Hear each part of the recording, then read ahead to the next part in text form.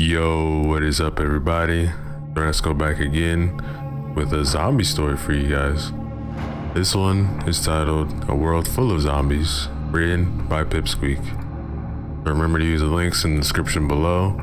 Show love to them, like, comment, and subscribe. Chapter 1. Addie. The gun sounds off with a sickening boom, and the body drops down, dead forever. Its skin is decaying, rotted, and you can see some of its bone poking out. I stared down at the once human, now zombie. Unlike in those scary movies I watched when I was little, all zombie skins are just the same as they were alive. Except they're ripped up and bleeding and dead. Dead and still moving, walking, seeking more people to kill. I kick the corpse with my foot and it rolls to the side. It's dead, alright. I kneeled down and looped my fingers around the bag it was carrying. It contains some moldy food and a few cartridges of bullets. I take the bullets and step over the body, moving on. I've been alone for about 10 years now, before the apocalypse had even started. I'm 17 years old now, which means I was exactly 7 years old when my parents died and I was forced to fend for myself. I've lived with that for years. I shake my head, clearing my thoughts before loading my gun. I move along the abandoned road, looking at each house carefully before picking the least broken one and heading in there.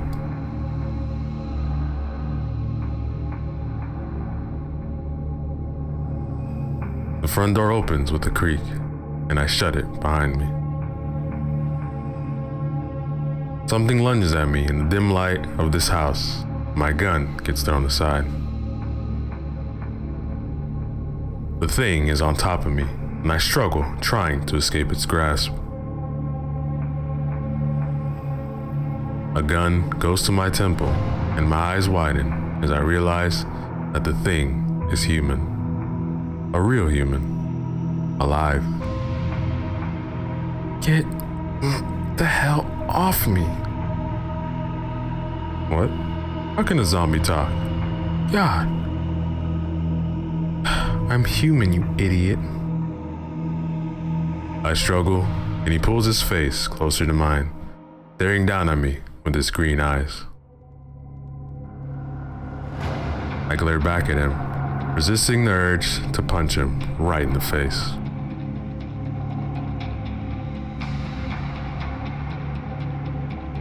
He grabs my wrist roughly and feels for my pulse. He presses on it hard and I yelp, my heartbeat quickening. He releases my hand and pulls back his gun, but doesn't let me get up. Why? Why did you pick this house? Bloody hell, man. This was the only one that wasn't as banged up as the others. Think I wanna die? Now get off me. Look, you're gonna shoot me and I become a zombie. Wouldn't that be fun? And as we all know, one zombie attracts many zombies. He glares at me, his lip twitching in anger. He puts his gun away, and I slip back, away from him. What do you want? A place to sleep? Go find one. I have. No, this is my den and Look, either will you let me stay, or I will shoot myself, then you'll have a zombie running around your so-called den. Wouldn't that be fun? He huffs and growls, running a hand over his face. Fine. You can stay, but you supply your own food. Guess I'll starve. Fine, I'll feed you. We have to work as a team. Whatever. He turns and signals with his hand for me to follow him. I pick up my gun and place it in my belt. It hangs loosely next to my knife. I follow the boy into the kitchen and spot all the blood-stained tiles. You killed someone? No, I was injured. That's from last month. It won't come out. He starts ruffling through the cupboards for food, and he tosses me a can in my direction, and I catch it. Good luck with that. I don't have a can opener. Neither does anyone else in this town. I dig my hand in my pocket and pull out my can opener and begin opening the can of cold soup. How did you? I stole it. You have a can for yourself? He hands me another can, and I open it before passing it over to him.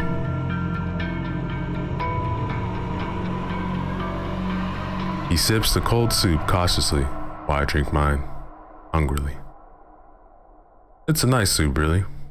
One I used to enjoy when I was little.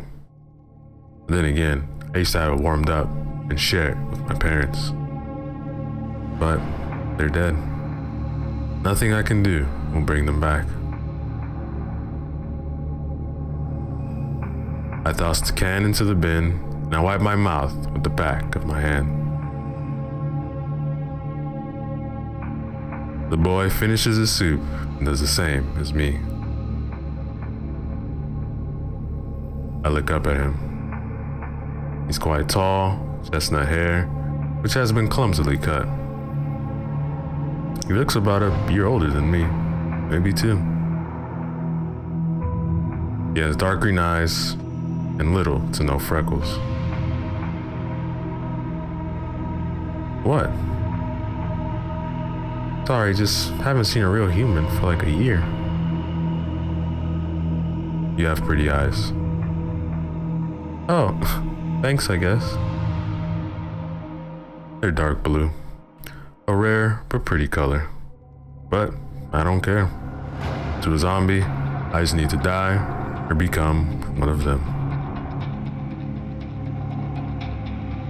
So, what are you doing out here anyway? I needed to move. They have bigger numbers. Yeah, I know. They're all over here. The guards? What guards? I had no idea the guards were still out there. Yeah, you know, the guards. People who come, take the humans away, experiment on them. I didn't know that. And then there was a loud knock on the door, and the boy springs into action, scooping up a bag, tossing all his food into it, and all his weapons. I stare at him confused, so he grabs my wrist, looking dead into my eyes. Get your things. We need to leave now. That, ladies and gentlemen, is the end of chapter 1. Yo, what is up, everybody? So let's go back again with another chapter from our zombie story titled A World Full of Zombies, written by Pipsqueak. Remember to use the link in the description to show love to them, like, comment, and subscribe. Chapter 2. Addie. I jump up, pulling my backpack up onto my shoulder, making sure it won't fall off while the boy hunts around for something. Open the door! We know you're in there! Where is it? Where is it? Where is it? What is it? A picture. It's a picture. I need it. I hurry around with him and dash upstairs, hunting around for a picture. I find one and hurry downstairs to show it to the boy. He grabs it gratefully and stuffs it into his bag. A gunshot sounds off and pain shoots up in my arm. I groan in pain as blood starts pouring down my arm. The boy then zips up his bag and scoops me up in his arms. Hey! Oh, shut up. He rushes out the back door and leaps over the fence. The house explodes and the boy dashes into a bush, pulling us both down. We need to find the safe zone. Well, no shit, Sherlock. Get my bag. Takes it off my shoulder and rummages through it. Hey! He pulls out a bandage and begins wrapping my arm. He puts the rest of the roll back in my bag and slides the bag back over my shoulder. Welcome. Alright, this way. Why? I just say so, alright? He leads me on for hours upon hours, and my arm is throbbing with pain. It's not a normal bullet wound. I've dealt with them before. This one hurts so much more, like hundreds were shot into me at the same time.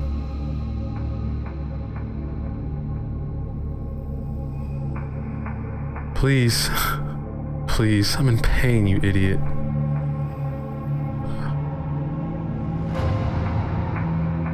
No, we can't. They're too close. Painful. Look, I don't care. What will be more painful is when they catch us and force us into that horrible place. Let's keep moving. We continue moving, and each step is an agony for me. The light hours of day turn into night. The zombies are still roaming, and the boy shoots one every once in a while. He leads us into a forest, and I continue stumbling and tripping. He stops after a while and turns to face me. Why are you so slow? I don't know. I've been shot, it hurts, I've lost blood, and oh, I've been walking for a full 3 days now. 3 days. Yes, so please, just let me rest. No, we have to keep moving. You're close. Please, I am in pain, you idiot. He lets out a sigh, picks me up in one smooth motion. Hey! Look, shut up. I'll carry you until I get tired, alright? Whatever. Good. Now, go to sleep or whatever. Just don't annoy me. I roll my eyes and he starts moving again, holding me gently in his arms.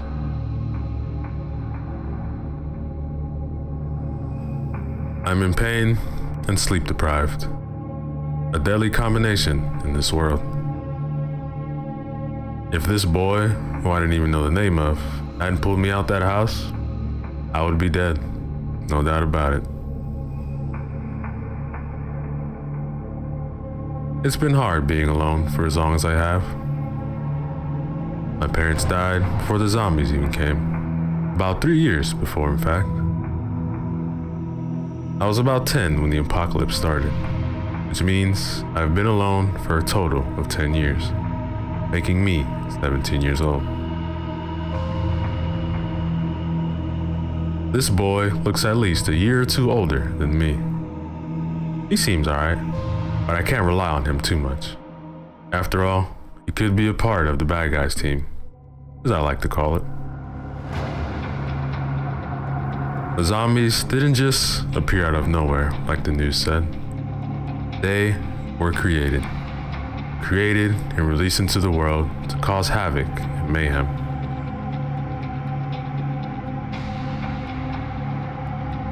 I let out a deep sigh, my tired body begging me to close my eyes. Sleep, to rest. But I can't. I have to be on alert. What would happen if I fell asleep? Those people could catch up and I wouldn't know it. The boy could leave me somewhere to die.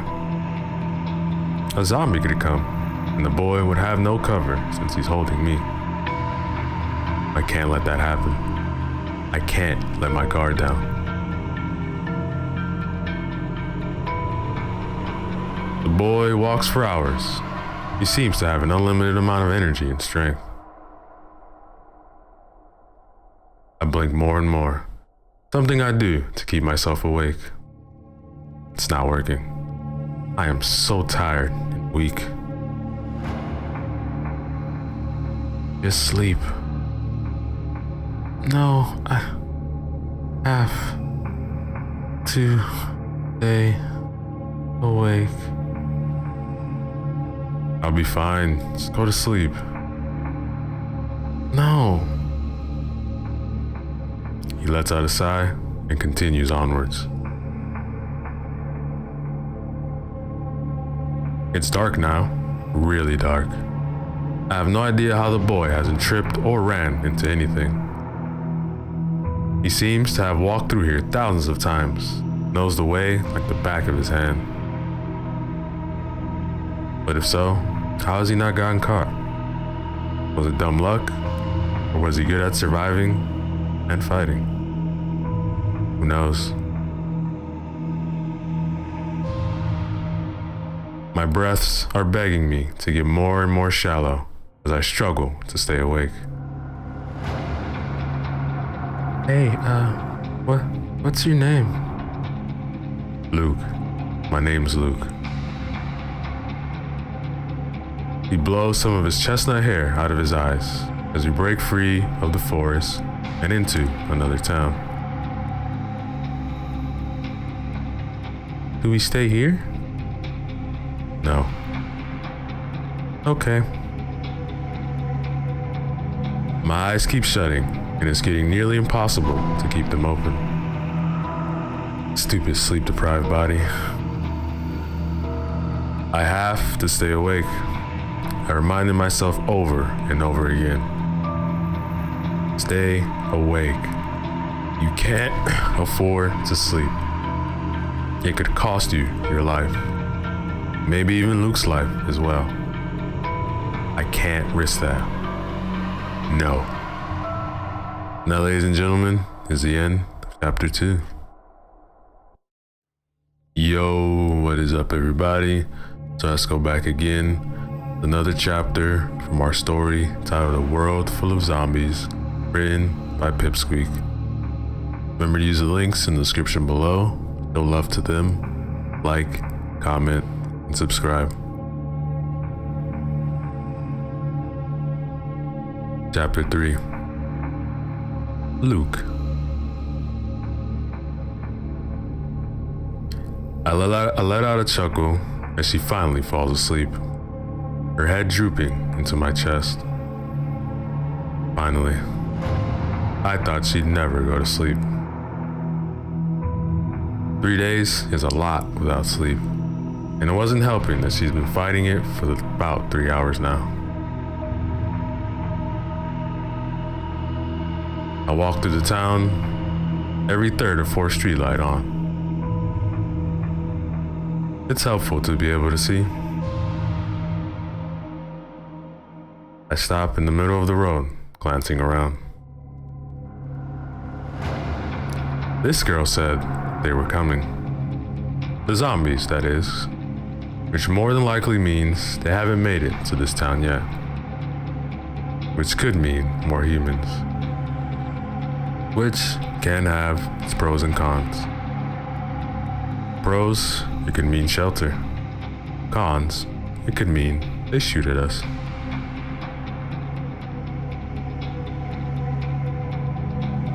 I glance down at the girl's sleeping figure. She needs medical attention, badly.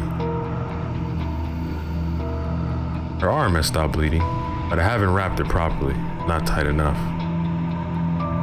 I can tell by the fact that blood has dripped down her arm and is going through the white bandage.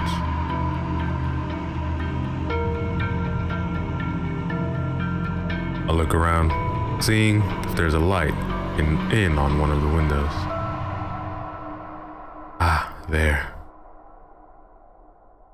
I quickly walk toward the house and knock with my foot, making sure the girl is firm in my arms.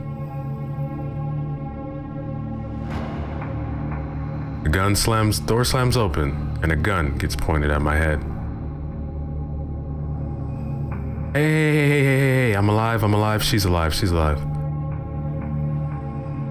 The boy lowers his gun and looks down at the girl. She looks dead. Believe me, she's not. How'd you know there were people here? There's a light on. The boy hurries away, starts grumbling to someone after turning off the light. I look around the house. Quite large.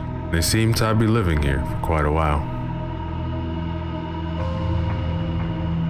The boy comes back and notices I'm still holding the girl and both of our bags. Alright, look, you can stay, not for long, just a few hours. Might be a long shot, but do you know anyone who's a nurse or a doctor? Well, my sister is. This way. He leads me into the kitchen where a girl is. He looks up at me and curiously stares at the girl I'm holding. I need to learn her name. What happened to her? And is she alive? Yes, he's alive. Just asleep. He'll be out for a while. He just got shot in the arm. I think it needs to be cleaned or something. All right, lay her down on the couch over there. I place the girl down on the couch and work on gently taking her hands off of me. He was holding onto the straps of my bag, in fear maybe. I don't know, but she has a firm grip.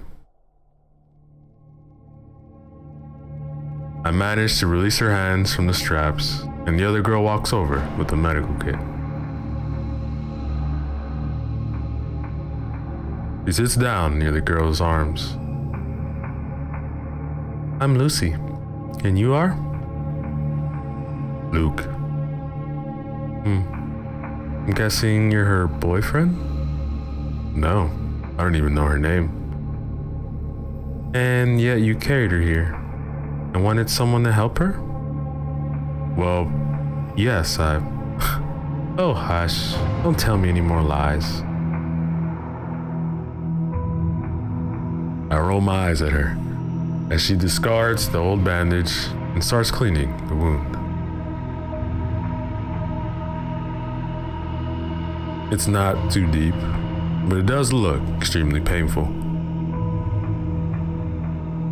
The girl mumbles in her sleep, but due to the fact that she hasn't slept for days, I'm pretty sure she'll stay asleep. So, what happened? Someone shot her. I don't know who though. But I know exactly who shot her. I know that the bullet was meant for me. I know that it was meant to kill me. But instead, it shot and injured this girl. Lucy nods and starts wrapping the girl's arm up again. I make note to ask her what her name is when she wakes up. Lucy stands up, finished with helping the girl, turns to face me. There. She should be fine now.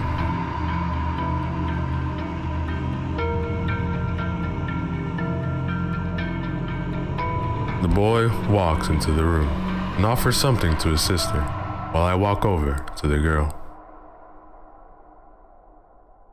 She's still sleeping and the wound is wrapped up in a fresh, clean bandage. Hey, Lucy, thanks. How long do you plan on staying here? I'm leaving now. Scoop up the girl. She clings onto the straps of my bag again. Not gonna lie, it's kinda cute. Oh, okay then. Alright, good luck. You too, and keep your lights off. It's still dark out as I roam along the road. The girl is still asleep as I find an abandoned house and walk inside. I sit down at a wall, leaning back on it as I sit the girl next to me. She slumps down onto my shoulder and I sigh, giving up on moving her. I fall asleep after a while and wake up early in the morning. The girl is still asleep, showing signs of waking up.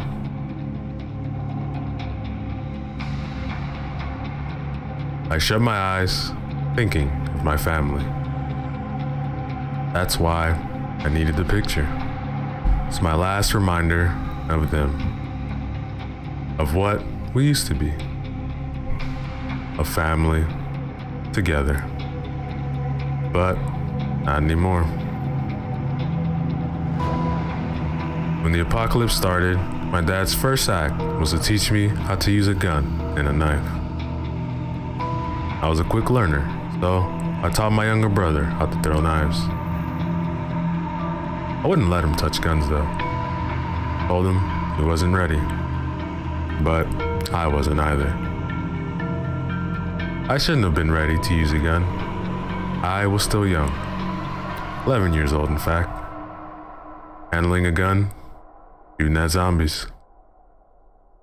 That, ladies and gentlemen, is the end of chapter 3.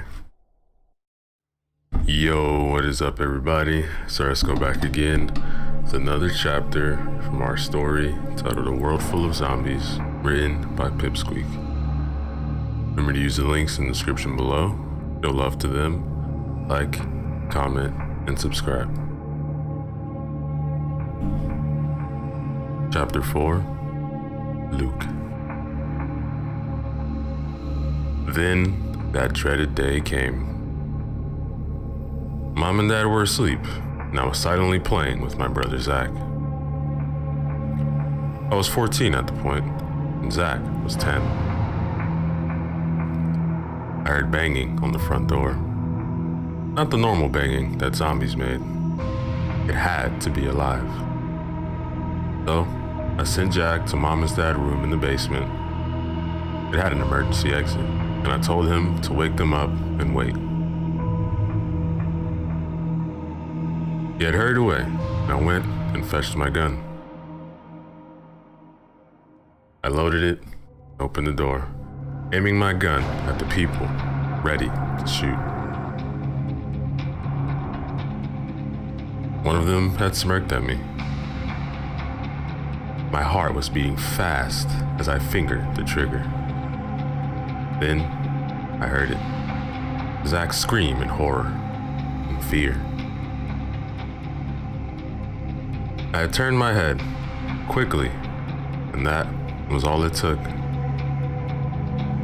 The man leaped forwards and tackled me to the ground, throwing aside my gun. Another guard appeared, holding a flailing, screaming Zach, but the collar of his shirt.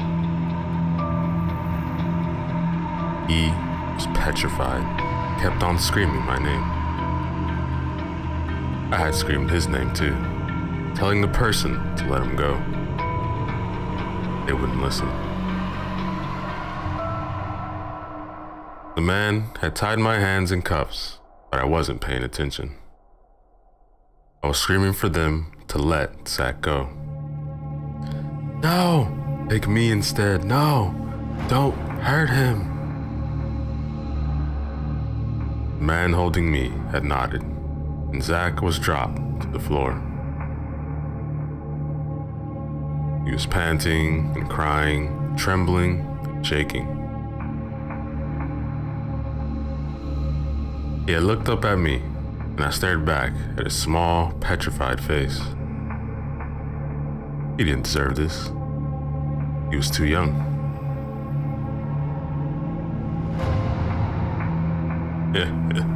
Say your goodbyes, the man holding me had chuckled. Zach had screamed no, but before he could finish his sentence, a loud, sickening bang echoed about the room. They'd shot me. Blood spilled everywhere as I grunted in pain, as Zach had screamed in fear. One single word did manage to leave my mouth. Run. And so he did. Zach took off running out the back door, grabbing his emergency backpack as he went. The guard stood in shock as he ran away, going to the safe zone as I showed him over and over again. It was close by. I knew that. We had made the trips thousands of times together. I was sure he would find it. After he became a small speck in the distance, I blacked out from the pain.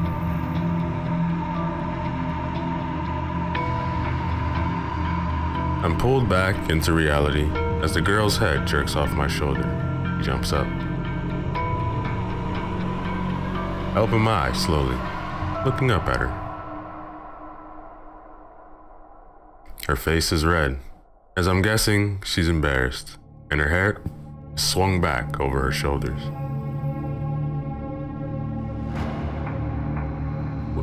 What are you? Why did you? Chill out. You fell asleep while I was walking. Then we went here, and I sat you down. Then your head drooped onto my shoulder, and I was too bloody tired to bother taking your head off of me. He calms down a bit, before snatching up her bag and rummaging through it. By the way, never caught your name. He lets out an angry huff, blowing her hair out of my face. Addie. Addie, that's a beautiful name. Getting to my feet and stretching, he watches me. What? He blushes and looks away, going back to her bag. I pull out my own bag, looking for a new t-shirt. This one's getting old. I find one and zip up my bag after tossing it beside me. Addie, as I can now call her, pulls out her water bottle and drinks some of it. I peel off my shirt as she chokes on her water. I stare at her, confused, while she spits her water out and coughs a few times. What is it? I demand, while stuffing my old shirt into my bag. She continues choking. I get up and walk over to her. You alright? Your shirt. Yeah, what about it? Put it on. Well, the zombies don't seem to care. Well, I'm not a zombie. Now, is it on? Just to mess with her, and for my own entertainment, I smirk. She's covering her eyes with her hands after she set her bottle on the floor. Yep, it's on. She turns around and her mouth falls open in shock. I throw my head back laughing, tugging my shirt over my head. She marches towards me, her mind set on something. She then pulls my shirt up a bit and points to one of my many scars. What is that? Bit nosy, are you? What is it? That's no normal scar. Well, it is. I'm pretty sure you have plenty of scars as well. Yeah, but not as bad as that. That's a gunshot scar. I blink at her a few times, but she realizes that pretty soon we'll also have a gunshot one. Oh, indeed. It's old anyways. How'd you get it? Someone shot me. That part's obvious, but those guys who shot you, they shot me too. Now I'm going to the safe zone. Are you coming or not? He nods, and I haul my bag over my shoulder. Hang on, I need a change. Can you please leave the room? No, you saw me change. Yeah, but different. I mean, I'm a girl, you're a boy, and look, I'm not a perv. I don't have a bloody phone, okay? Plus, you're changing. Who's gonna protect you? He goes silent for a moment, thinking. He lets out a long sigh, and I raise an eyebrow. He then looks over at me. Fine, but don't say anything. Now, ladies and gentlemen, is the end, chapter 4. Yo, what is up, everybody? Let's go back again. Another chapter from our story titled A World Full of Zombies, written by Pipsqueak. Remember to use the links in the description below. Show love to them. Like, comment, and subscribe.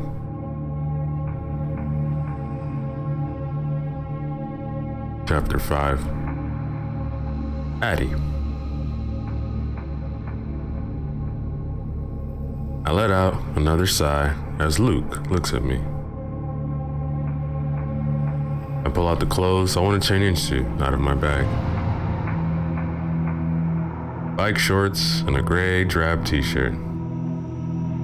If you say anything, I swear I'm not gonna say anything, alright? Unlike you. Hey. I roll my eyes, start tugging my shirt off my head. Thank God I'm wearing a bra. I can feel Luke's eyes trained on me as I tug my new shirt on. Turn around. He turns around, and just for good measure, I go behind the couch to change into my shorts. Once I'm done, put everything back in its place, neat and tidy. Okay, where's this safe zone you keep talking about? Not too sure, but I need to get there. Right, that makes sense. Alright, look, remember who saved your life and carried you for 4 hours? I blush at that.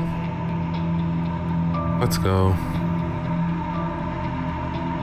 I pull on my bag and follow him out the front door. The zombies don't seem to have reached this town yet, but I'm sure they will.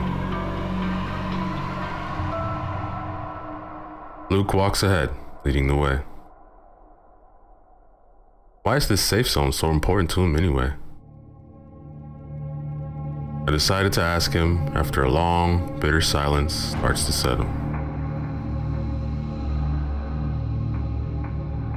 Hey, Luke, why do you want to go to the safe zone anyway? Someone's there.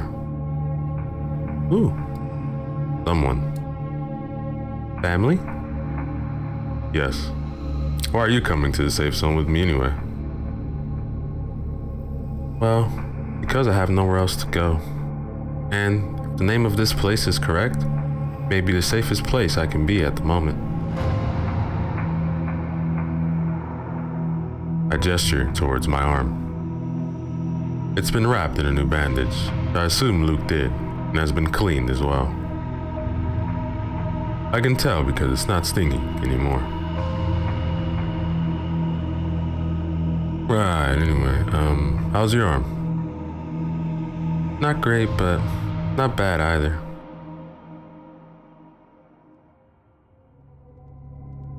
You'll be healing better by tomorrow. I nod at his answer. Probably won't be feeling better, but for my own sake, I'll take his word for it. We continue along, settling into a sweet silence.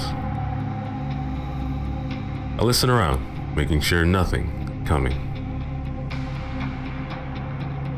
We're both holding our guns, ready to shoot at whatever comes our way. After a few hours, I break the silence. Who's at the safer zone? Who am I gonna tell, huh? Come on. Alright, fine. I'm gonna be completely honest. My brother. Younger, I'm guessing? Yeah. I haven't seen him in years now. I've been looking for the safe zone for 2 years now. 2 years? A long time to be alone. Yeah. But it's not as long as some of the people I've met. The longest I've heard someone was alone is about 4 years. 4 years? That's it? I really am all alone. Yeah, it's a pretty long time to be alone. So, how long have you, been alone? Me, just 10 years. 10? But the damn apocalypse only started 7 years ago, which would mean that... Yeah, I was alone 3 years before the apocalypse had even started. Yes, I know. It's been hard. I haven't seen a real human in months. You are the first I've seen. Wait. What about your family? They died. I'm better off alone anyway. Look at me now, anyway. A gunshot wound, little sleep, and a stranger who's leading you to a place you've never been to before. Well, I mean, when you put it like that... The truth starts to sink in a little. Yeah, but I'm fine. Once we get to the safe zone, I'll work something out from there. Alright then, sounds like a plan. You can stay with me if you'd like, you know. Alright, I'll consider it.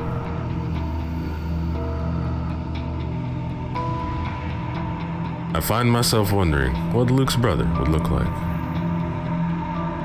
Maybe a miniature version of him.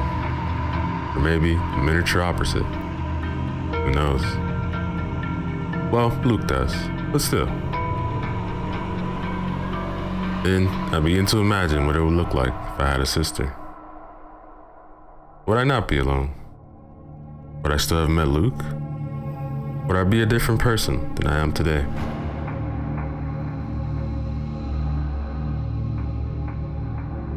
I keep questioning myself over and over until suddenly I snap back into reality.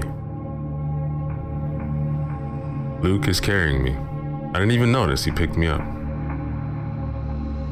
He's got a worried sort of look on his face as he marches forward. Huh? What's going on? You fainted about an hour ago. I didn't know what to do, so I just picked you up and carried you. Oh. I don't even know what happened. I don't have a clue either. You just kept on muttering, mostly my name, others' names as well. Liar? What's there to lie about? Kept on saying my name a lot. Then you said Corey, then you said Trent. I was muttering. Those names are the bad people in my life. I know for a fact I have never told Luke or anyone who they were.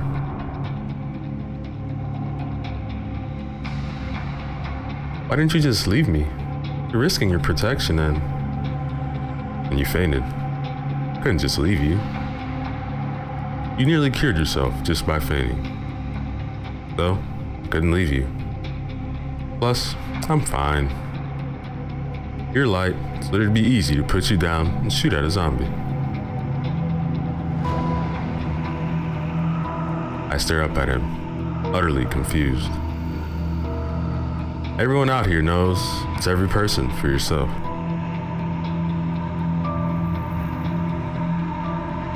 What?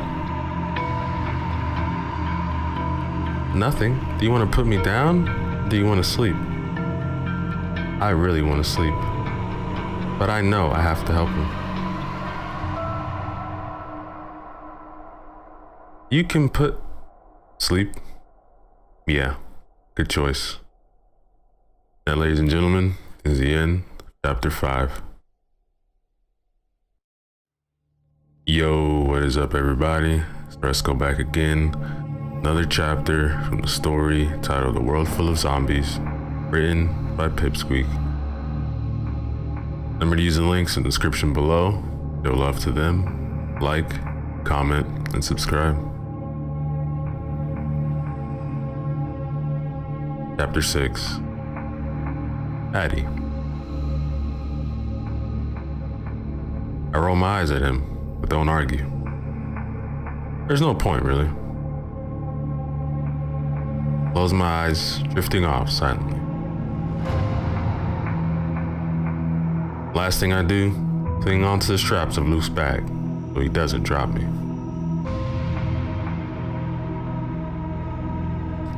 My father used to pick me up when we went hiking, and the hill was too steep for my little legs.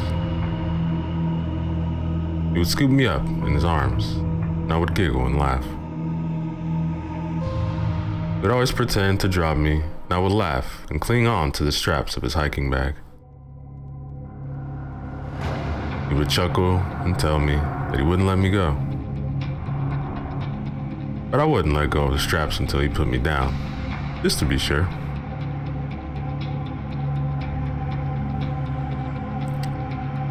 When I wake up again, it's early afternoon. Jesus, I seem to sleep a lot. Luke is still walking, and I look up at him. Do you sleep at all? Yes, Sleeping Beauty, I did. Right, then you can put me down now. Nope, I'm good. It wasn't a discussion. Put me down. I said no. That means no, in case you didn't already know that. I know what it means. Now put me down. No. I said no. Luke. He throws me up a bit, and I scream, clinging onto the straps of his bag. Ah, much better. So mean. I can live with that. Why can't you put me down? Because why? Because I found the safe zone. I turned my head to see 2 large metal gates with 2 towers beside it, guards in it. Smile at Luke, and he grins back. Now, can you put me down? Sure, fine. But stay close. I nod, and he sets me on my feet. We walk up to the gates, and the guards look down at us. If you are alive, please raise both your hands slowly and spin in a circle. My heart drops to my stomach. I can't raise one of my arms.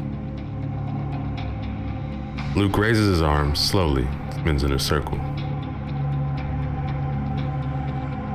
My heart is beating fast as the guards aim their guns at me. I raise my arm slowly, shaking in pain, and spin in a slow circle.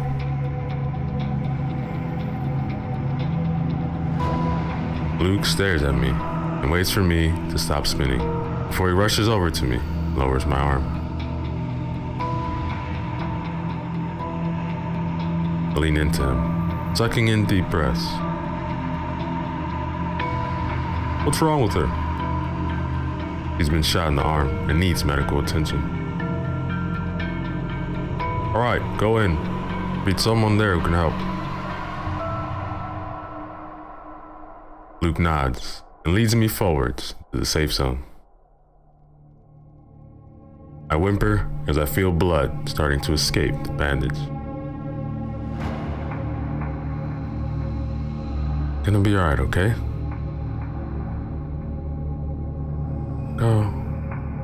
Go find him. You can find me later. But what if... No, I have to go find your brother. I've been alone for 10 years. I can look after myself. Yeah, but... Luke, go. Go find your brother. He'll know where I'll be, correct? Thinks for a moment, or nodding sadly. Yes, but... And I hobble off, leaving him behind me. I find a lady who directs me to the hospital, who immediately takes me into surgery. Hello, honey. What's your name? Addie. Okay, Addie. Do you know anyone here? Anyone at all? Luke? Last name? Addie, do you know his last name? I black out before I can say no.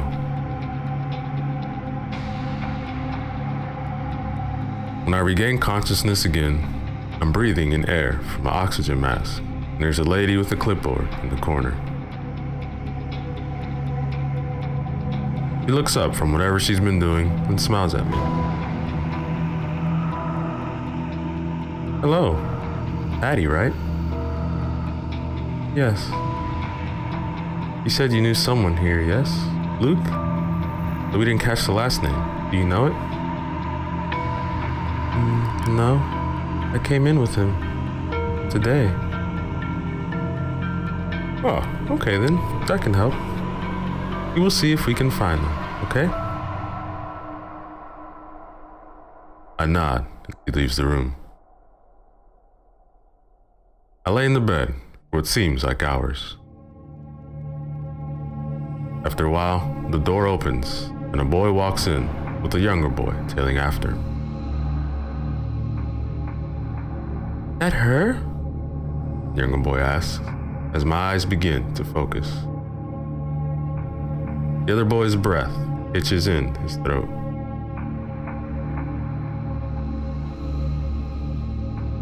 Yes, he says. Luke? I grumble to myself and try to sit up as the older boy walks towards me. Chill out, Addie. You need a rest. Come on now. I blink a few times and get him to come into focus, and find him smiling down sadly at me. Luke. Yep, that's me. Did you find your brother? Yes I did. Zach, come over here. The younger boy walks over to Luke, and Luke wraps his arm around the boy's shoulder.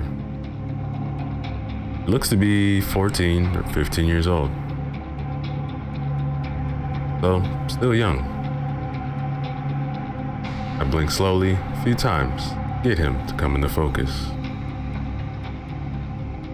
He has chestnut hair like Luke, but hazel eyes. Hello, he says awkwardly. Let out a soft chuckle. Luke smiles. Hi, I'm Addie. Nice to meet you. Luke frowns a little. I suck in a deep breath of the oxygen, but it doesn't help.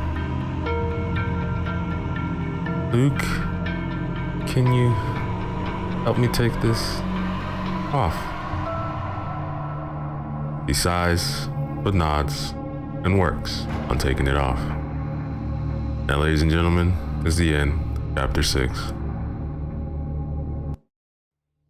Yo, what is up, everybody? So let's go back again.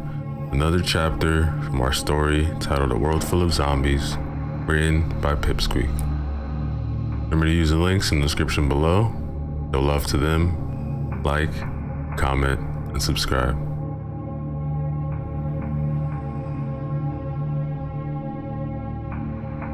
Chapter 7. Luke. I take off her oxygen mask, and her chest rises and falls. She takes in breaths. Zach stares at her, a little shocked and confused. Did they tell you when I can leave? Yes, they said in a few hours.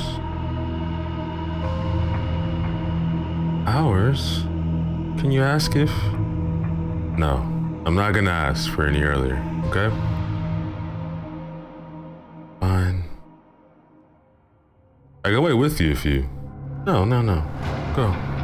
I'll spend time with you, brother. I'll be okay. I look down at her and worry. What if I lose her? What would happen then? What are you waiting for? Kiss? I chuckle, brush her hair off my forehead. Yeah, I am. Zach pretends to barf and walks out the room, making Addie and I chuckle a little.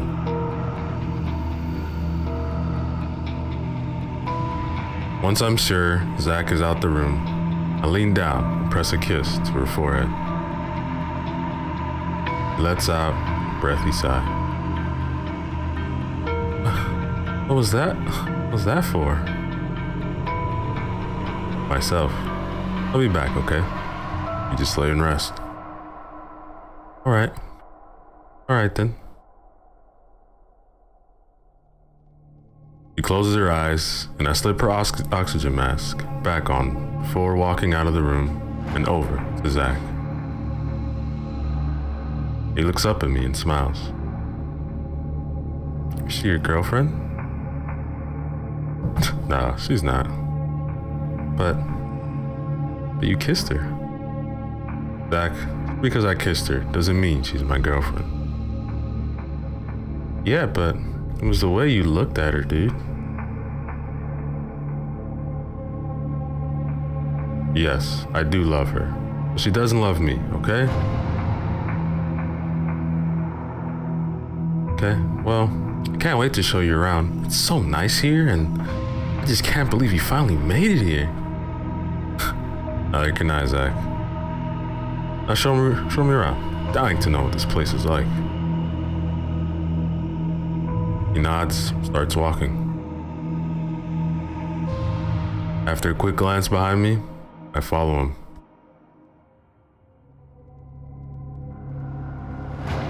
He shows me around, introduces me to the family that looked after him. It's nice. I can see why it's called the safe zone. There are no zombies, and there are guards stationed around the whole perimeter. Zach tells me, one way in, one way out. And that's about it. What do you think? Well, it's great, Zach. One question though. Sure, what is it? Where do we sleep? Right, you and your friend, we'll need a place to stay. I'm sure Tanya and Mark will be more than happy to let you guys stay at theirs. Zach, I would, but... Right. Okay, there's apartments over there. Everything's free. This way. It leads me to the apartment complex and helps me get a room. So, mine's the room next door. We'll be close by. You can stay in my apartment if you'd like. If it's alright, can I stay with Tanya and Mark for a little bit more? Yeah, sure, man. This building's or the hospital again? Addie will be getting restless by now. It's alright, man. I'll show you again. Am I allowed to get to know her? Yeah, man, sure. I don't think she would mind.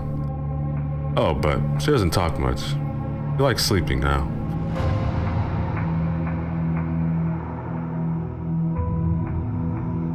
We managed to get back to Addie's room without any troubles and find her asleep, which doesn't surprise me. There's a doctor taking notes, and she looks up at me.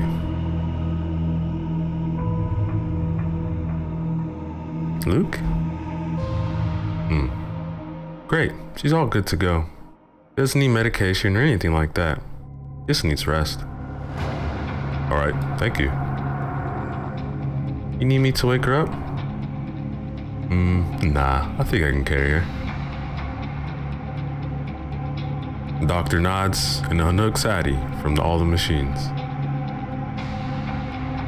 I walk over to her and gently scoop her up in my arms. Zach watches me, with curiosity maybe. Addie's hands twitch as she tries to find the straps of my bag.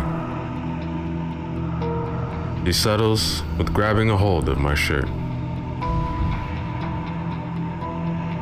We walk out of the hospital. Why does she do that? Do what? Hold on to you. Oh, I'm not sure. She just does. Alright, how long have you known her? About a week. A week? That's it? Yeah. That's pretty quick. Quick for what? You know, fall in love. Zach. I know, but still. How long did it take you to get here? Zach, you know the answer. 4 years. Yeah, but how long were you alone? 2 years. And her? Well, you can ask her yourself. Okay, and our parents? What about them? Where are they? We enter the apartment complex, and I look over at Zach.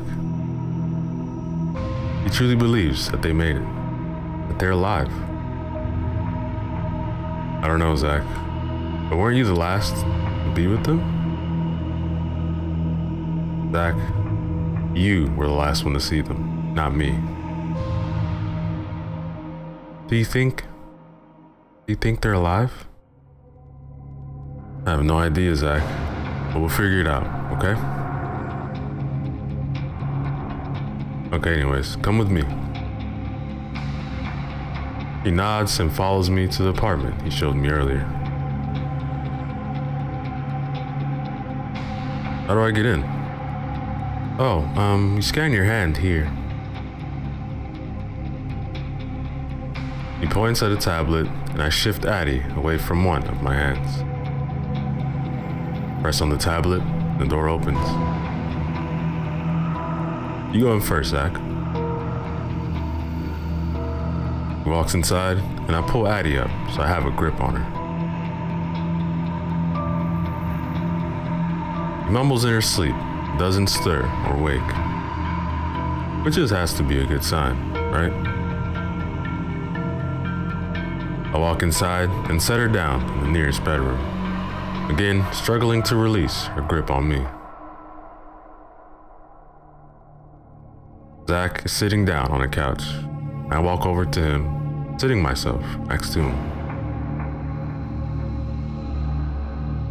He leans onto my side. I wrap my arm around him. I really miss you, Zach. Me too. Oh, hang on. I go get my bag and pull out the picture before handing it to Zach. You kept it? No way. Yeah, I did. You can have it. Really? Yeah. I've had my turn with it. Your turn now. My God, thank you, Luke. Yeah, not a problem.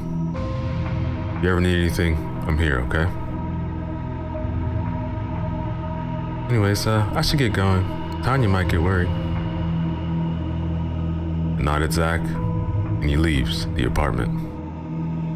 That, ladies and gentlemen, is the end of Chapter 7.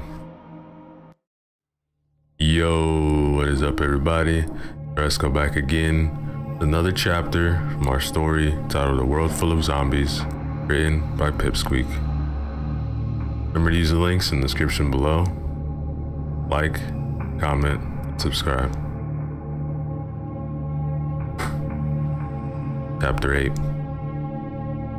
Luke. I hear grumbling and mumbling in Addie's room, so decided to go check on her. She's laying on the bed, under the covers. I put her. She looks scared. I walk over to the side of the bed and kneel down on the floor, level with her face. You're alright, you're alright, I whisper, brushing a strand of her hair out of her face. Her eyes flicker open and I wince. Whoops. He blinks a few times and looks around. Where are we? We're in an apartment. Safe zone then? Yes, to the safe zone. Great, I'm going for a walk. Where's my bag? Why do you need your bag to go for a walk? Brings me comfort. You never know what might happen. It might be called the safe zone, but that doesn't mean that it is. What are you talking about? It's a matter of time before the zombies figure out where we are. There's heaps of them now. Won't take them too long. Addie, you're being crazy. This is the safe zone, which means safe. It means it was safe, Luke. Nowhere is safe anymore. We're on our own. Now, where's my bag? I toss it to her and she snatches it up. Thanks. She stands up and pulls it over her shoulder before walking out of the front door. She seems extremely upset about something, and I can't help but wonder what. Maybe she's just edgy. God, who knows?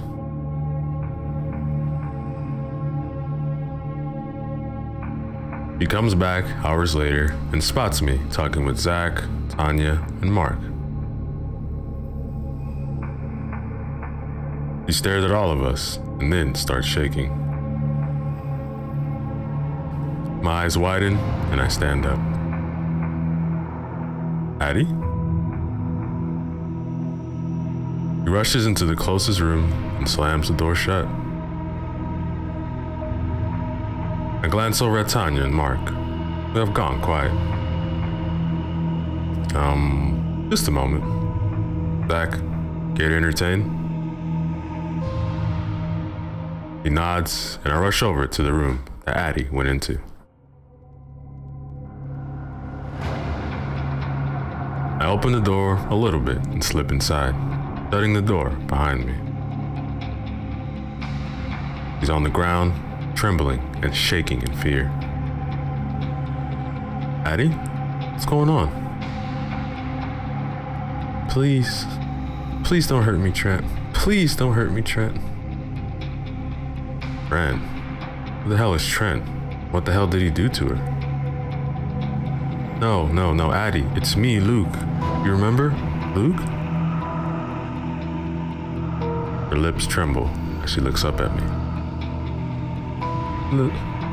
Luke? I nod frantically, trying to calm her down. She holds out her arms, and I slowly move towards her. She wraps her arms around me and hugs me, still shaking. Hey, it's okay, it's alright. I've got you now. Got you. I thought you were Trent. No, Addie, I'm not Trent. I'm not going to hurt you. I'm going to protect you, okay? Okay. After a while, she calms down and is able to come out and meet Tanya, Mark, and Zach formally. He seems completely fine now, but I still find myself wondering what the hell Trent is and what he did to her.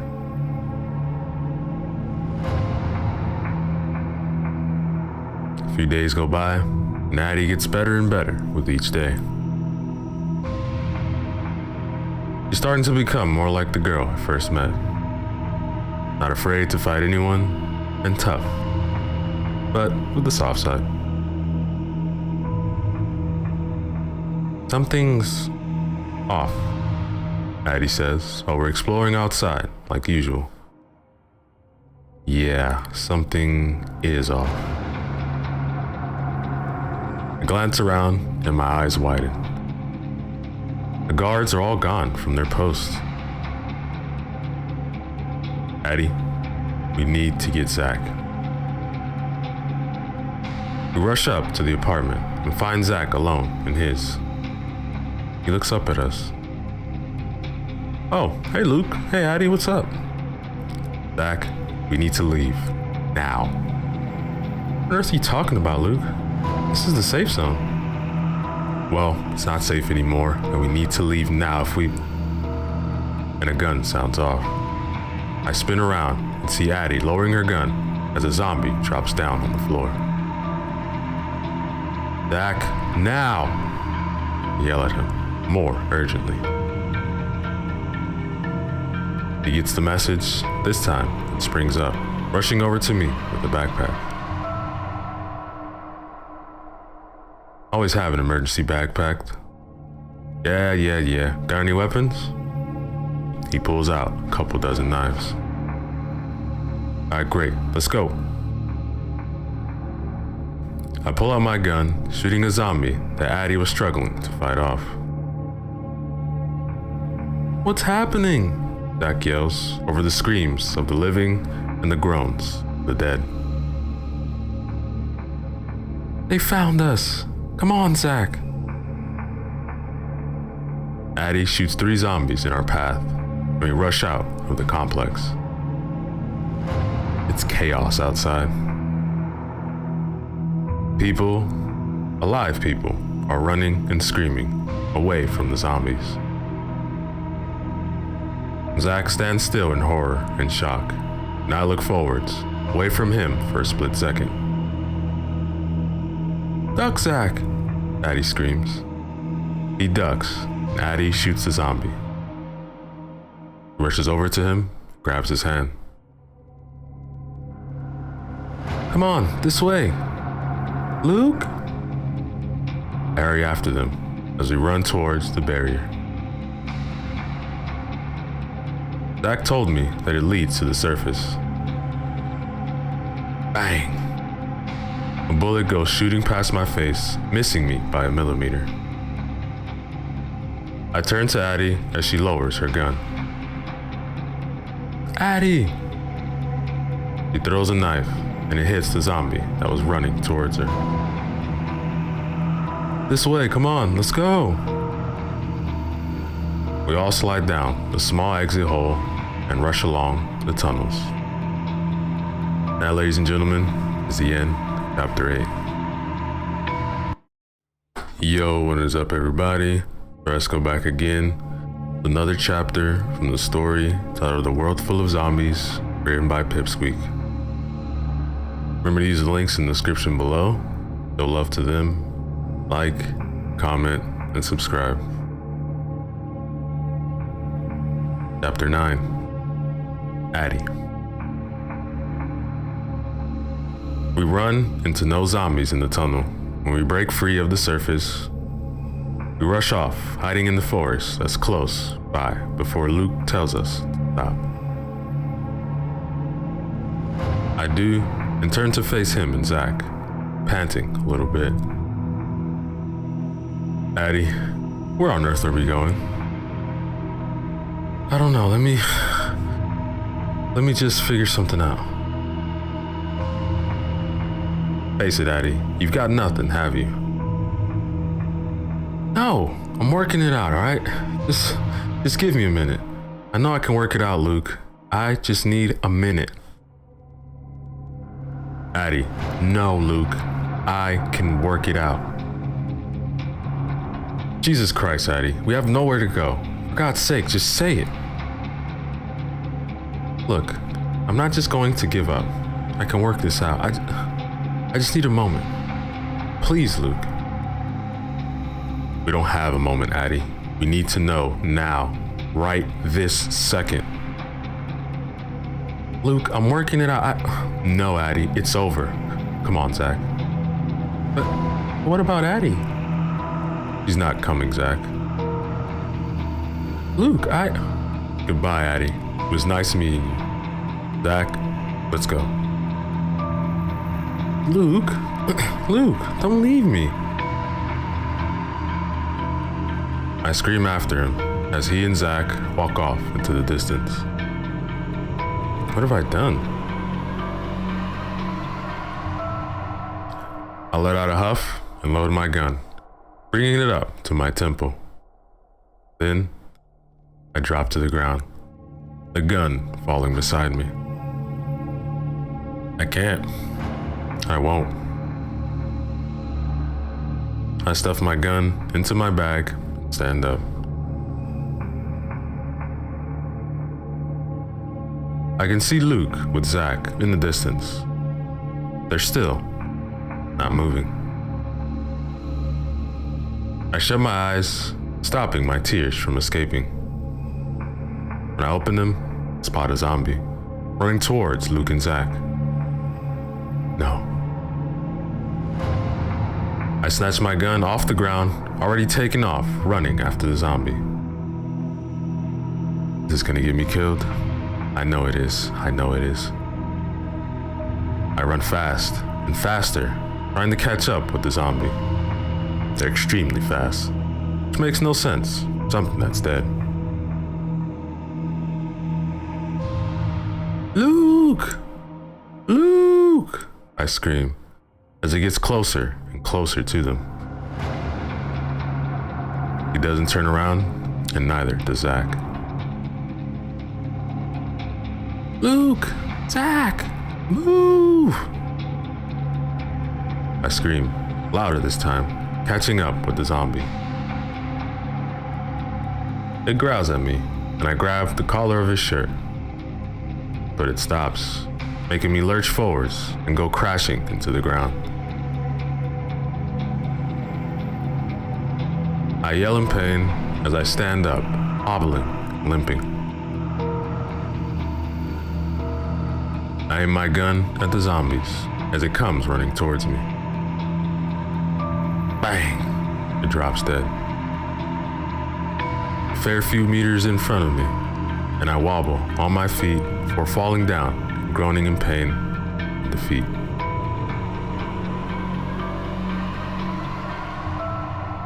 Zach comes running towards me, with Luke a little bit further behind them. Addie? Addie! I'm bleeding everywhere. Some of the blood isn't even my own. Zach works on getting me to a sitting position while I do everything in my power to help him. He leans me back against a tree trunk, and I blow in and out deep, shaky breaths.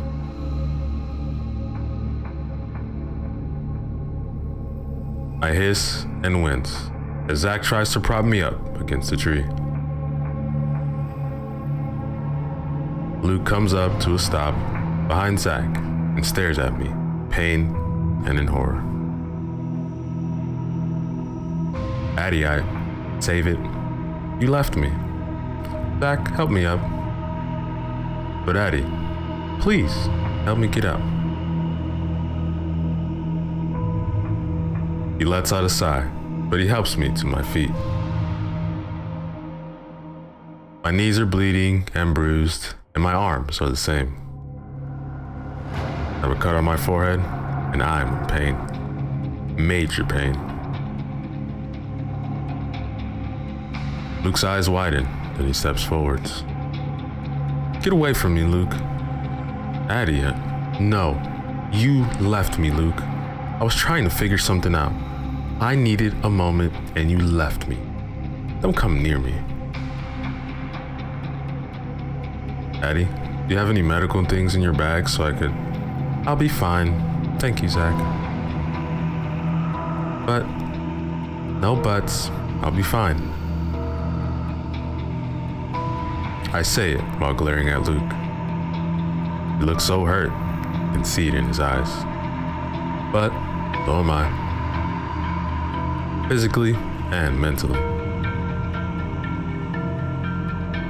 I huff in deep breaths, knowing I'm on the verge of fainting. Addie, let me help. I can look after myself, Luke, okay? I don't need nor want your help, Luke, okay? Well, this time, I don't care. I'm gonna help you whether you like me or not. He walks closer to me, and I try to stand tall. He wraps his arms around my waist, practically holding me up.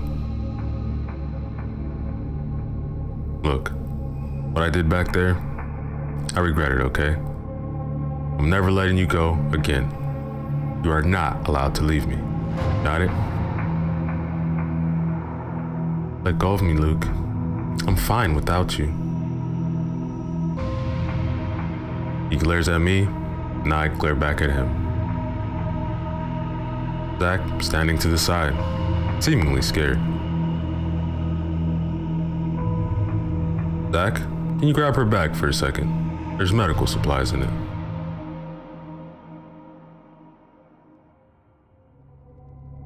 Hey, Zach, don't... Luke slides my bag off my shoulders, causing me to wince in pain. He hands it to Zach. Look, you can look through it behind that tree. I need a moment with Addie. Zach nods and walks away while I tried to push myself away from Luke.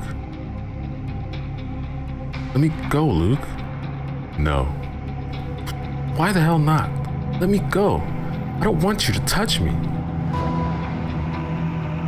Daddy, Jesus Christ. Look, I don't care. Can't even walk, let alone stand.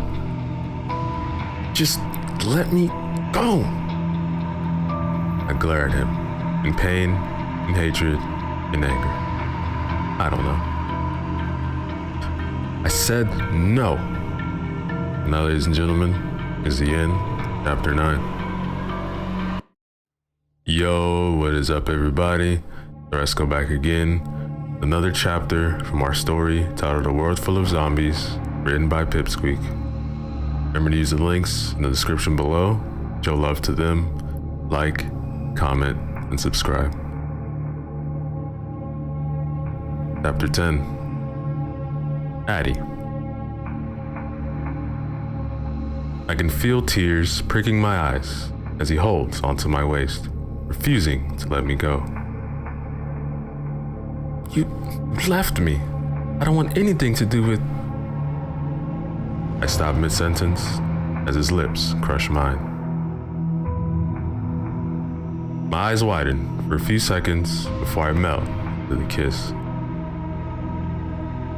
My God, he's kissing me. He's actually kissing me.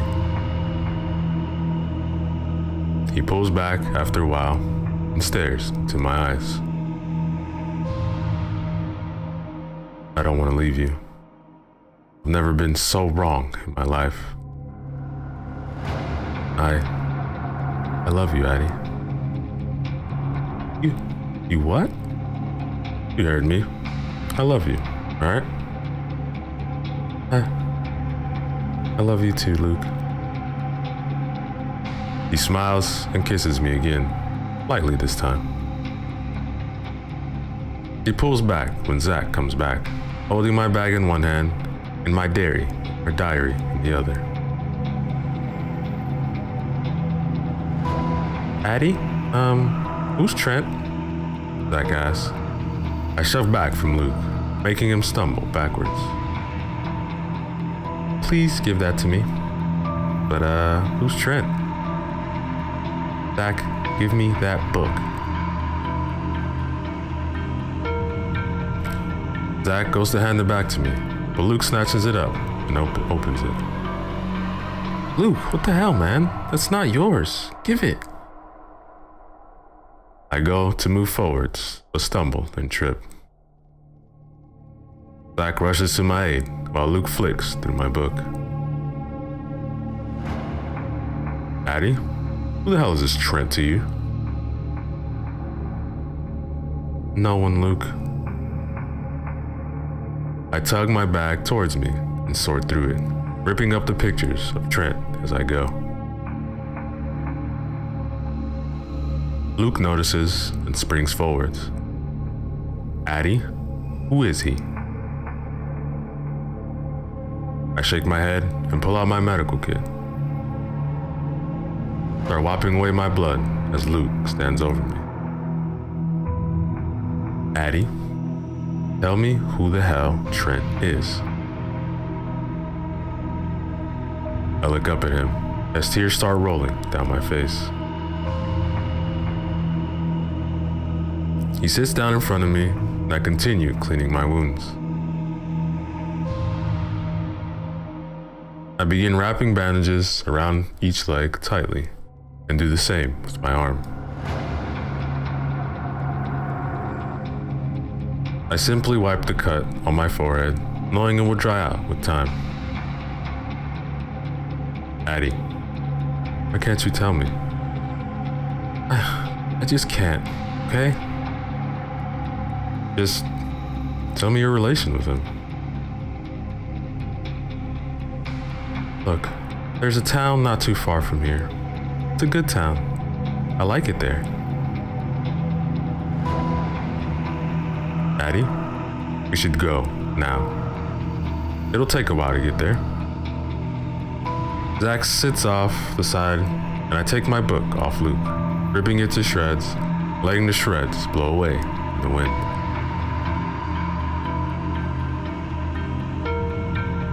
We start walking again, with me leading the way. I tell Luke where to go, just in case I fall asleep or pass out. Something that is very likely to happen. Luke eventually just picks me up and carries me for a while, and Zach asks me questions. Hey, Addie, why do you hold on to Luke's bag straps or shirt? It's a force of habit. My father used to take us hiking. He'd carry me up on big hills. I used to hold on to his back straps to make sure I didn't fall. Cool. Is your real name Addie? No, it's not. Oh, what is it? A Deliade. Wow, Deliade? Such a pretty name. Why did you use Addie? Because it was my nickname for myself. I used it for myself for 10 years, so I wouldn't have to deal with my past. Oh, okay. We're out of questions, have we? No way. I can go on forever. How old are you? 17? Luke's 18. Gee, thanks, Zach. Okay, Addie, next question. Sure thing. How long till we get to the town, Addie? About 5 minutes. Not too far now. I let out another yawn, and I squirm in Luke's arms before he sets me down. Come on, this way. They both follow me as I lead the way towards the town. Towards the town I grew up in.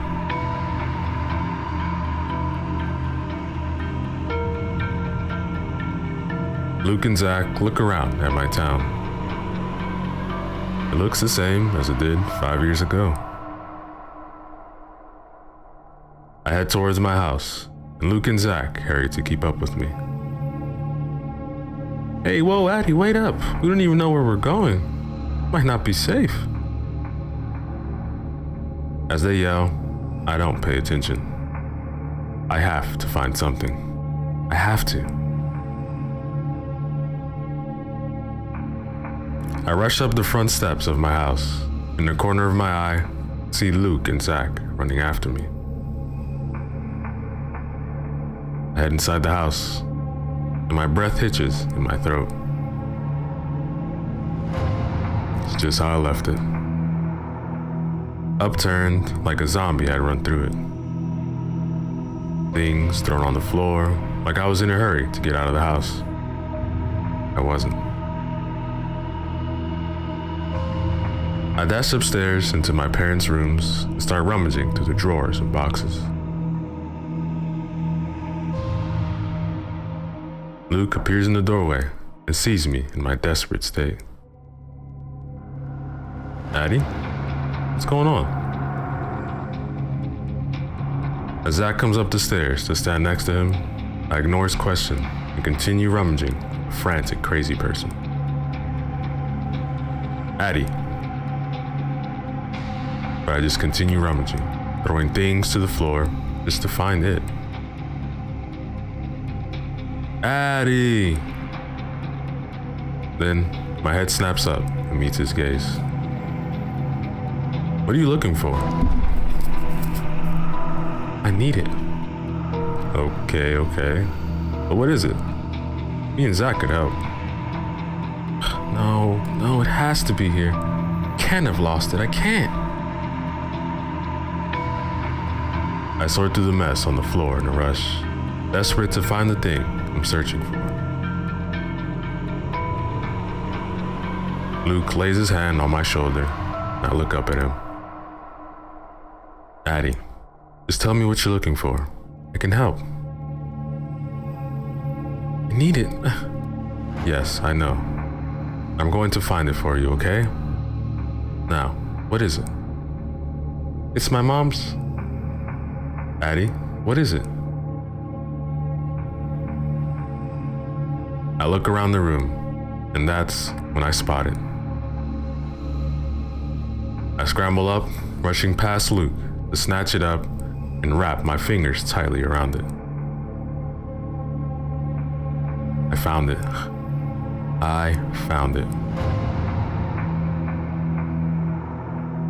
Luke walks up behind me and looks down at it. What is it?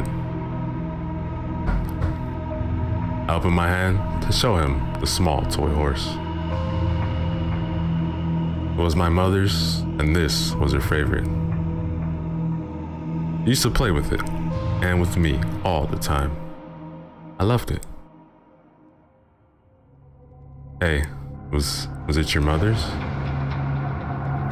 I nod, and few tears start to roll down my face. That, ladies and gentlemen, is the end of chapter 10.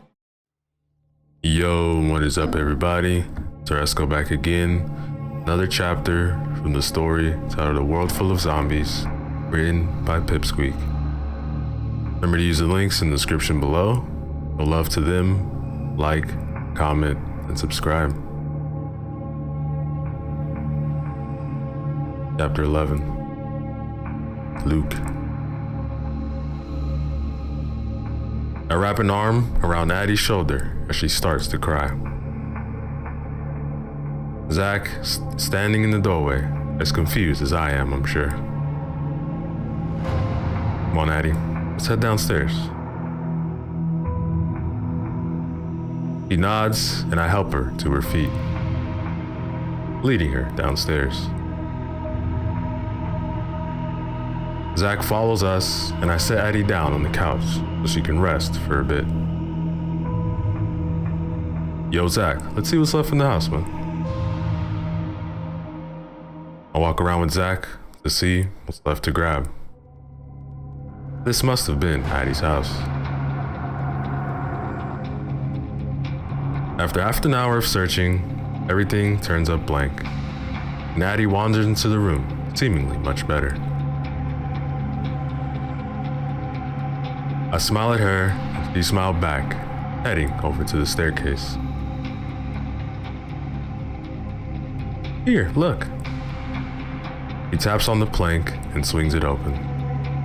There's tinned food and some other helpful things. Wow, did you make that? Yeah, there's some medical things in here, and some weapons. Ah, cartridge of bullets. He plucks up a box and pockets it after loading her gun so it's full. Hey, can I check out the weapons? Of course.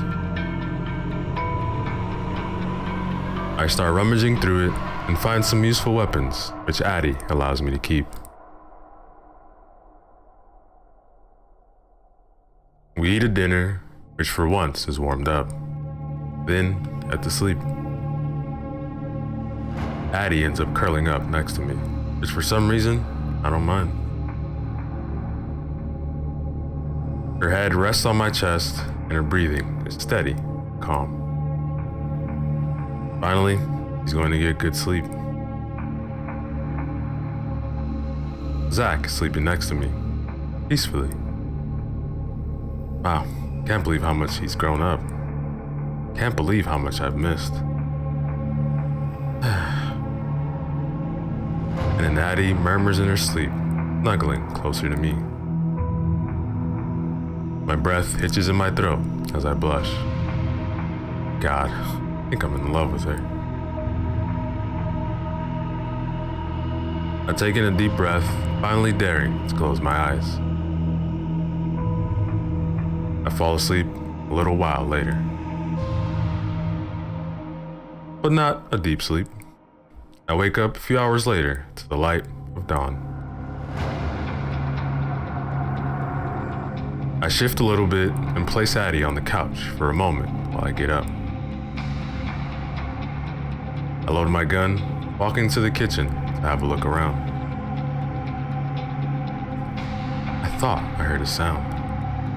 I heard something breaking in the living room and hurried into the room. Addie wakes up with a start, and I shove my hand over her mouth before she can talk. She glares at me, and I motion my head towards the front door. She grabs her gun and loads it. The door swings open, and a guard emerges. Zach snaps awake, and Addie shoots at the guard. He stumbles backwards, and I shove him back against the wall, placing my gun on his temple. How many of you are there? Why would I tell you? Tell me. No. I know who you are, Luke Katz.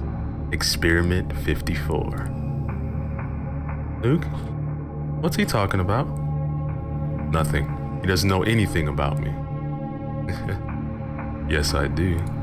I know that you were in the lab for 2 years. Been a hard time trying to find you. Not after you took out your tracker. Shut up. Once Dr. Hart gets you there, I said shut up. I shoot him in the head and he drops down, ready to turn into a zombie. Luke! Addie screams at me as I pant. The now zombie guard starts getting to its feet, and I shoot at it again, making it forever dead. I turn to face Addie and Zach. Addie's still standing in front of Zach, but she seems even more protective of him. I go to step forwards, but Addie holds her gun out. Don't come any closer, Luke. What was he talking about? Addie, please. Nothing. Yes, it is. What the hell is Experiment 54? Addie? Tell me, Luke, god damn it. Alright, fine. I was experimented on, okay? For 2 years. I was taken away and I was experimented on. They're trying to find me. Where's the tracker? Where the hell is it, Luke? I rip my shirt off and point to the giant scar on my stomach. It's large, bruised, bleeding, and it looks horrible.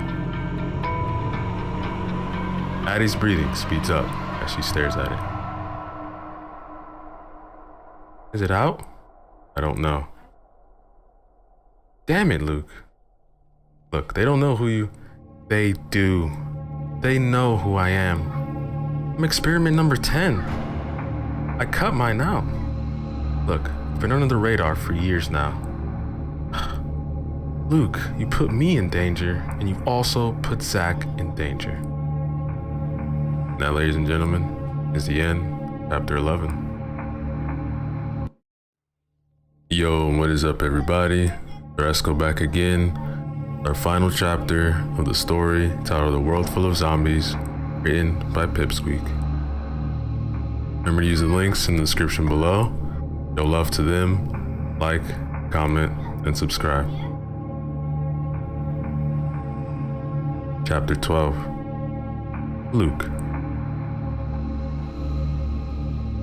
A few tears escape Addie's eyes. I stare at her. She's aiming her gun at me. Zach hiding behind her. Addie? Addie. I swear I took it out. Well, apparently not. Addie, please. Luke, no. You've put us all in danger. Me, Zach, and yourself. These people will stop at nothing to find you. Look, I've been under the radar for 10 freaking years. Now they know I'm with you. They know your location. Look, Addie, I don't know what's going on, but I swear on my life, the tracker's out. But it's not. It's not, Luke. I go to step forward, and she loads her gun. Don't. Addie, no, Luke. I took it out, I swear. Luke, look out. Addie lurches forward and shoots her gun at a guard. The guard drops dead, and Addie rushes over to Zach again. He pulls in behind her and reloads her gun.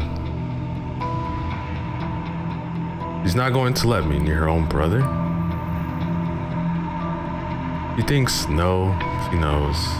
Protecting him with her life.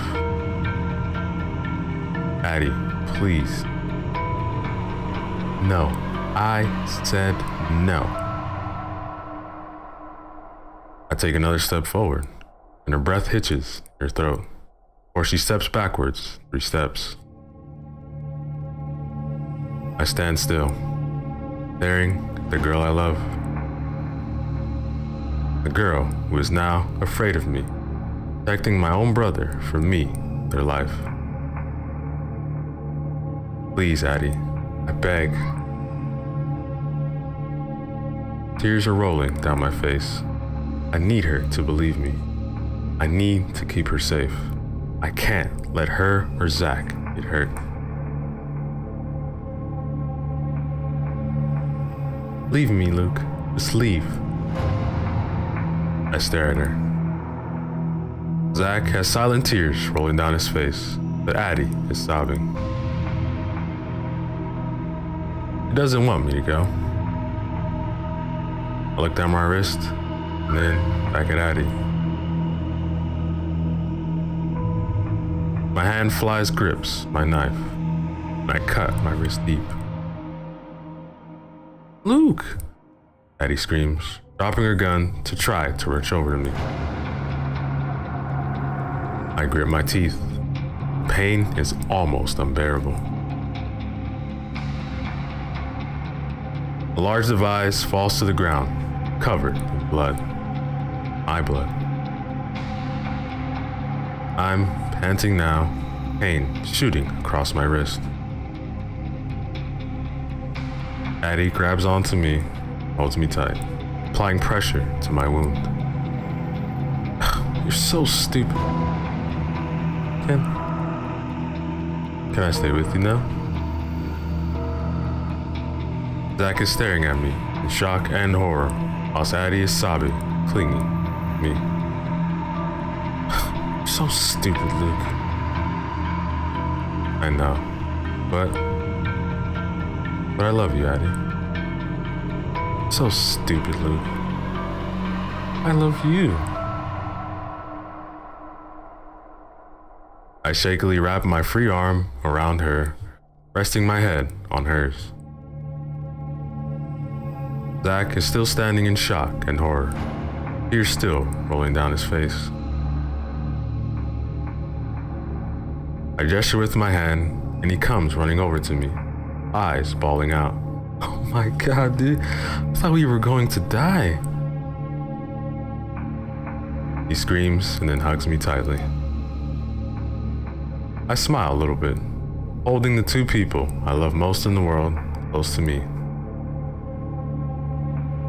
Can I stay now? Addie nods suddenly, and I let out a shaky breath. Addie, Zach, I think I'm gonna pass out. Just as the world leaves my lips, the world goes blank. And that, ladies and gentlemen, is the end of our story. Yo, what is up, everybody? So let's go back again. Another short story from the collection titled Short Horror Stories, written by Weeping Harmony. Remember to use the links in the description below, show love to them, like, comment, and subscribe. Story 2, from across the stage. I've always been a theater nerd. I've loved performing, being on stage, and being in the spotlight since I was little. Ever since I could read, I was in every show I auditioned for. But this show was no different. I auditioned and I got called back. Though this time, I was the lead. I was excited. I was a little dumb today by forgetting we ended early. My phone had died halfway through the day and I couldn't call my ride. I also didn't realize I hadn't told my ride the earlier time until I was the only person left in the building. So, I hid in the auditorium. I was going over my lines, choreography, and blocking. I was a little unnerved though in the audition room alone.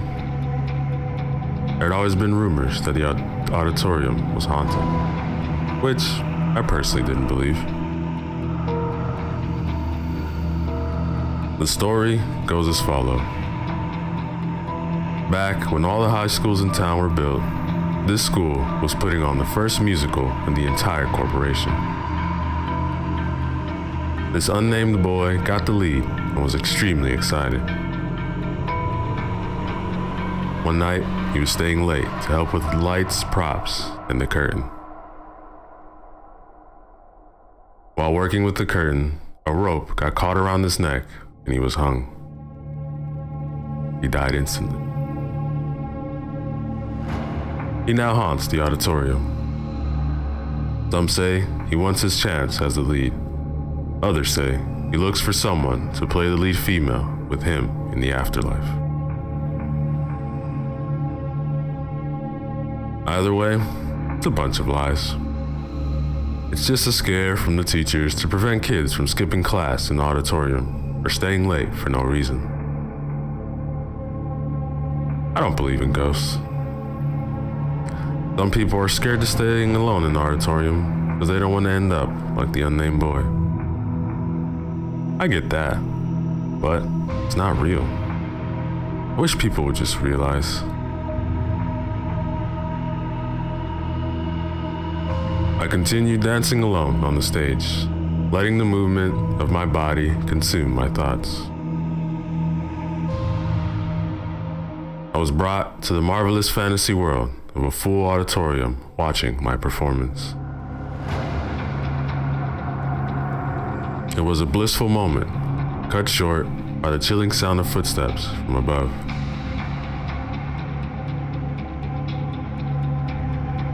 I stopped what I was doing and looked up toward the lights. Nothing. I continued to dance, the sound of my breathing and feet filling the desolate room. I felt the motion of my movements as my body swam through the air.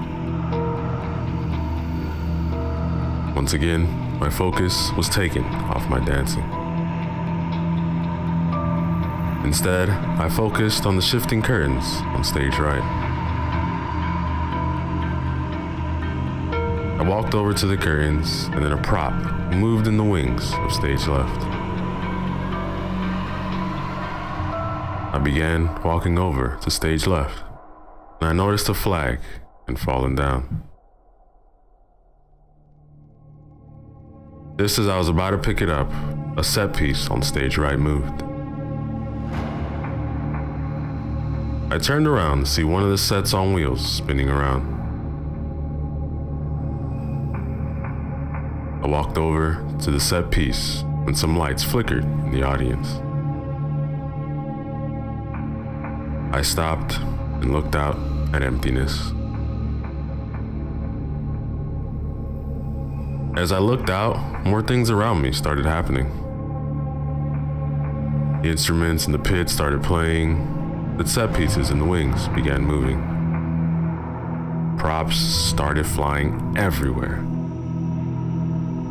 Lights flickered. Then I heard creaking above my head. One of the lights began falling. Then everything went quiet.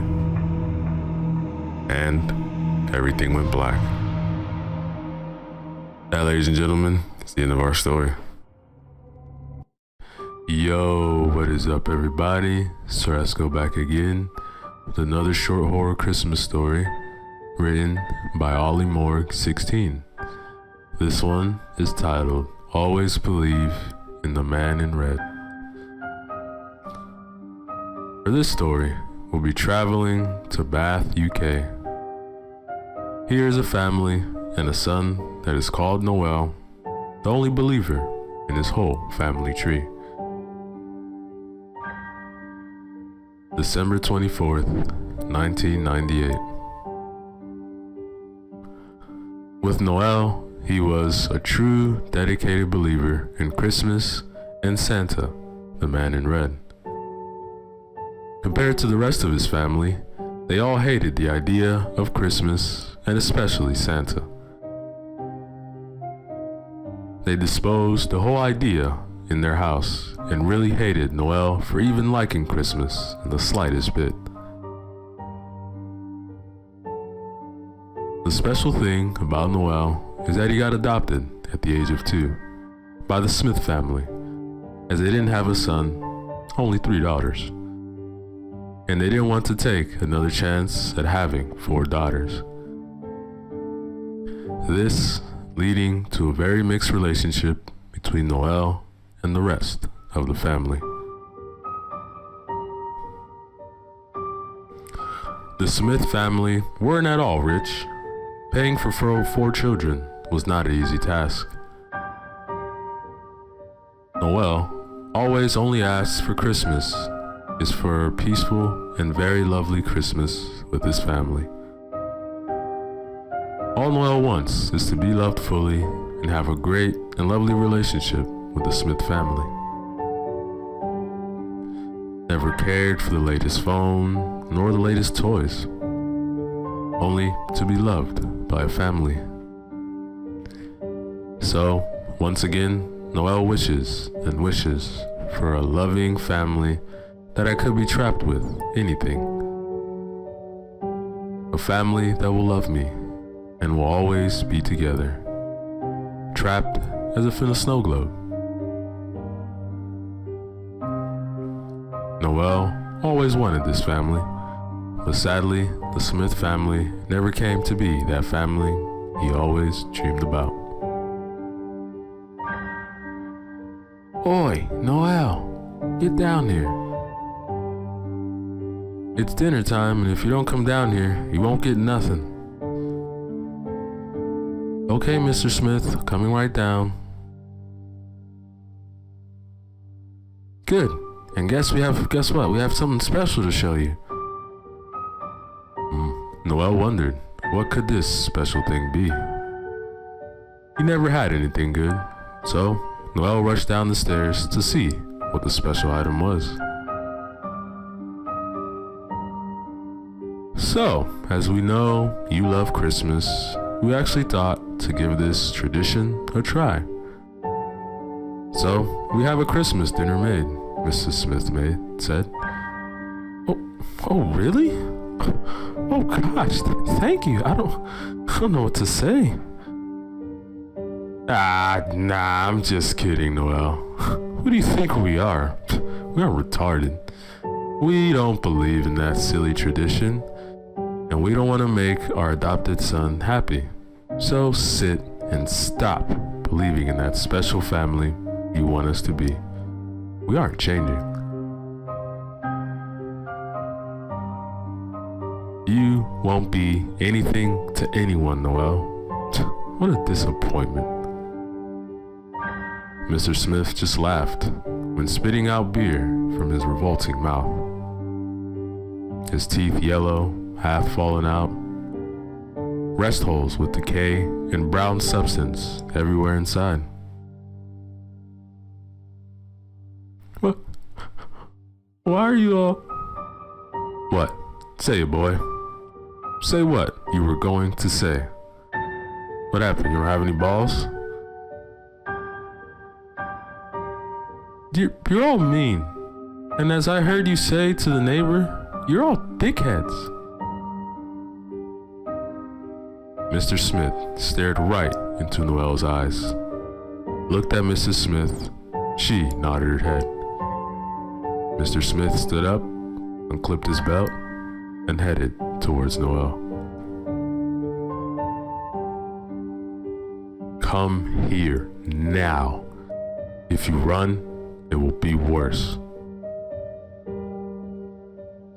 However, Noel knew he could make it to the bathroom upstairs and lock himself away. So, he ran as fast as he could, and Mr. Smith charged after him.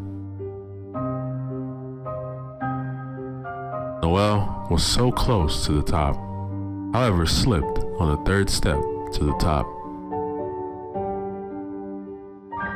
He froze, turned, and saw Mr. Smith right behind him.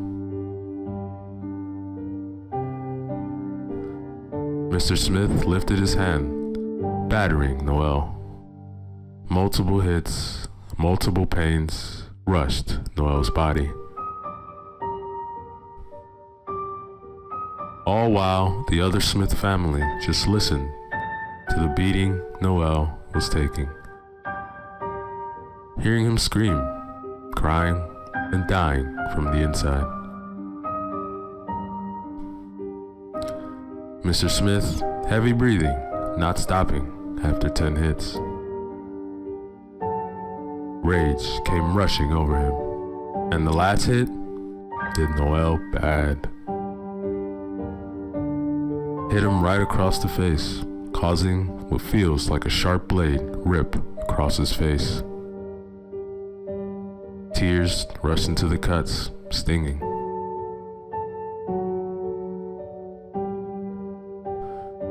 Don't you ever call my family dickheads. If you don't like us, leave. I don't know why we wanted a son, especially one like you.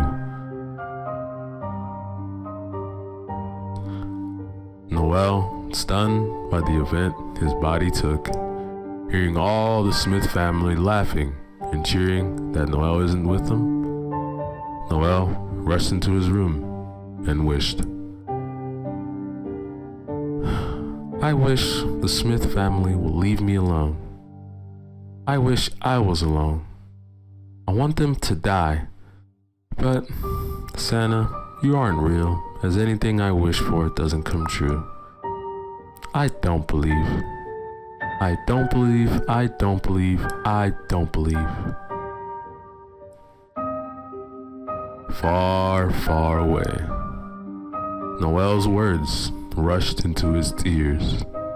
Their eyes widened, heavy breathing.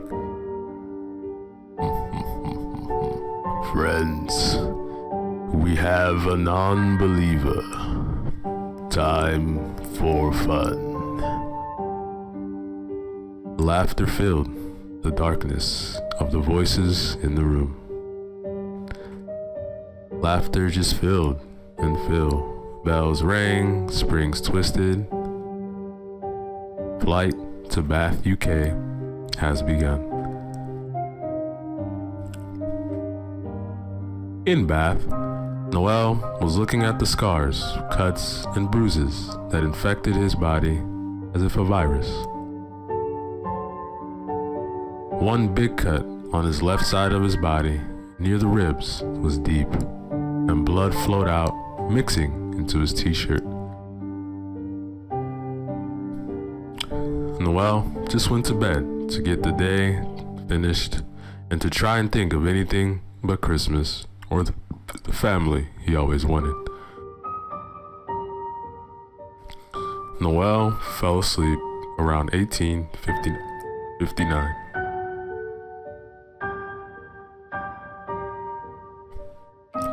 $11:32. Noel's eyes opened in milliseconds as his face pointed towards the ceiling from the loud bang. The noises continued above him. What the hell? There's no rooms above me. As the noise headed towards where his head is, it stopped. He realized that the house chimney was right next to his bed. He put his ear next to the wall. Suddenly, he could hear heavy breathing and the scraping of chains against the brick. Hello, Noel. I know you can hear me. Noel knew the Smith family always stayed up until midnight, so he decided to leave them. At least that's what he wished he could have done. However, Noel was very respectful and a caring person. Even though the pain the Smith family had put him through, they are still people. So he ran down the stairs, rushed into the lounge where the Smith family are and the chimney is. Guys, there's something in the chimney, believe me, and I'm not coming in by the fire. Oh, really, Noel? Another one of your stupid, spirited Christmas speeches? No, I'm serious, there really is. All the Smith family stood up and stared at him, all backs towards the fire.